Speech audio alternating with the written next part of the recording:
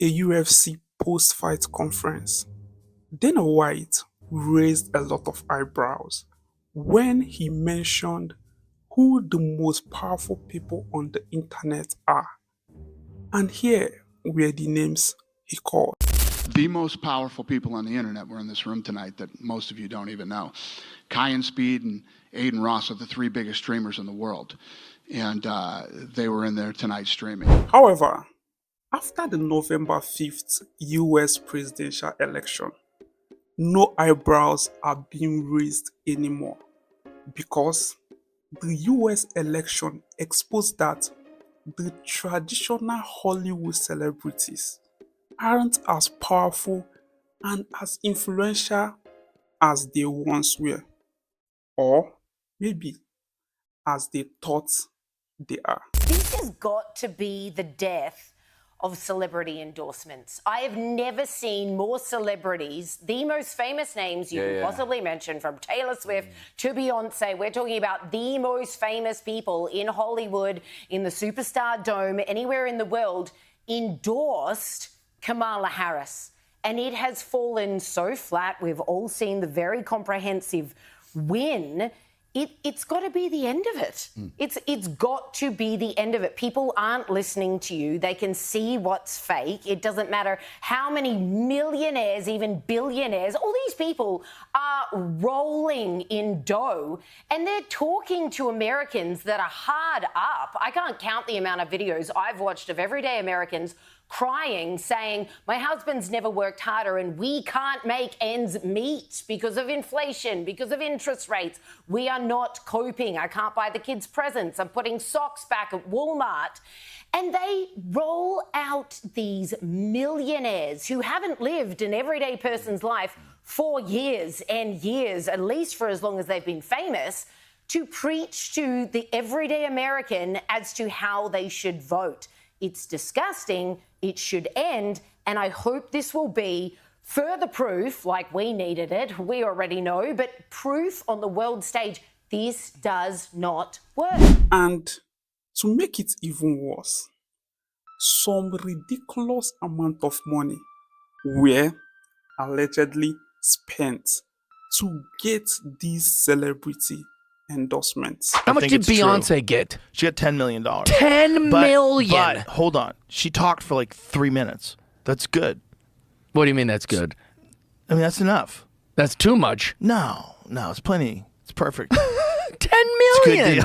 It's a good deal. The taxpayers' money. Bro, Eminem took 1.8. 1.8. So this is where I got it. So she got a gig, is essentially what it is. She got $1 million gig. $5 million to Megan Thee Stallion. $3 million to Lizzo, 1.8 for Eminem. I know that's in this article, but it doesn't show like where. And $1 million for Oprah. That could be made up. Okay. Yeah, it says an Instagram list. Well, I didn't make it up. If I'm wrong, I'm willing to, again, I read it and my blood boiled. I was like, what is going on? The Beyonce one is crazy. There's no evidence that it's true. It might be true. Doesn't mean it's not. Just no current evidence as of today. Okay. Mostly false, but this is PolitiFact. Yeah, it could be a rumor that got spread. PolitiFact is sketch. After the election, even CNN, the anti-Trump media, couldn't help but admit that Kamala Harris not getting enough endorsement from the so-called untraditional celebrities, such as Joe Rogan, came back to haunt her. So, Joe Rogan. Donald Trump goes on his podcast right before the election, nearly 50 million views on YouTube for that interview. 80% of those listening were men. Harris turned it down. Do you think that, and I know Joe Rogan, this is this is the penultimate day of the whole election, right? Joe Rogan wasn't gonna win it for her. But the role of influencers, her decision not to do that mattered, didn't it? I think it did. And I think it's about two things. First of all, Democrats need to get off defense. I think there's a sense sometimes tiptoeing around for fear of offending somebody or the danger of going in a difficult environment, which Rogan may have been. But it's about the authenticity to go and have an open, honest debate and disagreement, which I think people will reward. I think the other thing this election showed is that, frankly, the role of influencers and this sort of decentralized right-wing media ecosystem has a lot more power even than ground game in terms of getting in people's heads. And that's something I definitely saw on the campaign trail as well. The entire media environment is different, and I think sometimes journalistic outfits that care about fairness find themselves getting played by the ref, right? They fall into sort of a fake fairness that I think can be a real problem to honest conversations about the real stakes of the race. So, and it's fascinating you say that, because in those final days, right, there was such confidence on the Harris campaign because of their ground game. And to the extent there was a lack of confidence on the Trump side, which there were from many there, it was because they were worried that the outsourcing it was a mistake, right? And then suddenly you see the power of all those influencers and how much that actually meant. And what made things even sketchier was when Joe Rogan revealed the reason behind why Kamala Harris didn't come on his show. Rogan reveals exactly what went on behind the scenes that led to Vice President Kamala Harris turning down an interview that would have reached 50 million people. I bet there's a person in there. I bet I can get to that person. Yeah. I wanted to find that person. I don't want to hear all the speeches. I don't want to hear, I was raised middle class. I don't want to hear any of that. She's a roller skater. You know that? No, I would love to find that out. Yeah. I would love to talk to her about all kinds of shit. I literally said, like, because there was a few restrictions of things they didn't want to talk about. But I said, I don't give a I go get her in here. Like, whatever you want to talk about. And they want to know if I edit. I'm like, there's not going to be any editing. There's no editing. Yeah. We're not going to edit. My whole goal with her and with him is just talk. Just have a conversation like a human being. You find out things about people. You get a sense of them, at least. A real sense. That was it. I don't give a fuck what we talk about. I really don't. Mm-hmm. I just want to talk to you.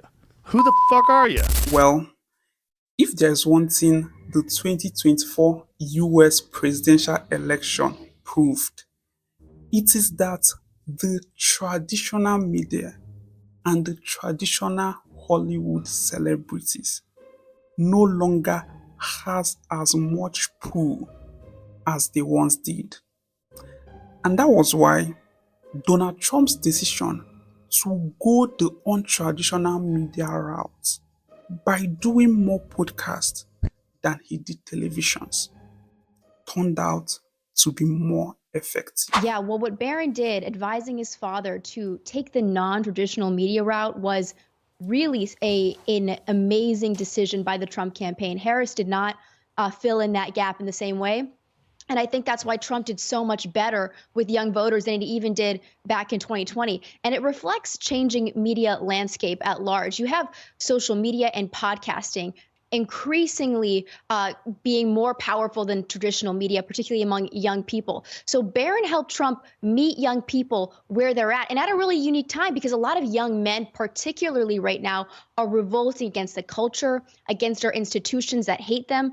And that's why this election, which was supposed to be the revenge of the woman, instead became the year of the man. Trump's support among men surpassed Harris's among women, 22 points to 14. Trump rallied low-propensity young male voters, the frat boy vote. And it's not a meme vote either, right? People kind of think, oh, they're voting as a joke because Trump is funny. Young men are looking at their future, and it's bleak. There's a hatred of masculinity, economic ruin, war, and they went with Trump, who represents really a middle finger to the culture and institutions that are suffocating and demonizing them. Therefore, it is safe to say that in today's internet age, top podcasters and streamers, even though they are not the typical Hollywood celebrities, are now way more influential and powerful than the typical Hollywood stars. What they have done in their online media ecosystem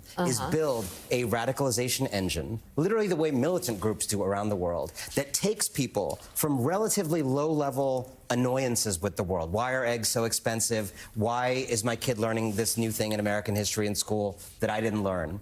And then moves them through YouTube videos, through podcasts, moves them from that annoyance all the way, slowly, to a full-blown fascist politics. It's an elaborate multi-billion-dollar infrastructure, and there is nothing like it on the pro-democracy side. We don't have when a man is just lost and lonely and not yet radicalized, we don't have the equivalent of Joe Rogan and Jordan Peterson to move that man in a feminist direction. By the way, we should educate men that it's actually really great to live with a strong woman who makes money. It's actually easier. Life is easier. NBC though, and CNN, they want to know why you guys don't have a Joe Rogan.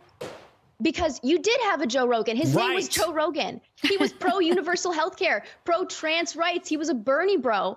And they have excluded anybody who doesn't fit in their specific political box for so long that we've gone in other routes. This is why people are going for alternative voices. Anyways, do you think that these mega superstars, such as Beyonce, who has over 314 million Instagram followers, Taylor Swift with over 552 million social media followings, and even LeBron James, who has over 210 million followers across his 2 social media accounts, do you honestly think that these guys have lost their influence and pulling power to the likes of Joe Rogan and even to streamers such as Kai Cenat and I Should Speak? Or is this just a case of supporting the wrong candidate?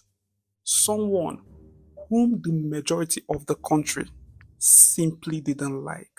Because let's look at it this way. If these mega superstars had supported Donald Trump, would it have been such a monumental failure also? Well, please share your thoughts and your take on this in the comment section. Honestly, as someone in Africa, watching the US election from the outside is arguably the most thrilling spectacle in the world because it's the greatest country in the world. Anyways, kindly lend your support to this small channel by simply liking this video and clicking that subscribe button. Subscribe to this channel so that we can continue having these kinds of thought-provoking conversations. Your support will mean the world to me. I am David Ajibo. Thank you for watching.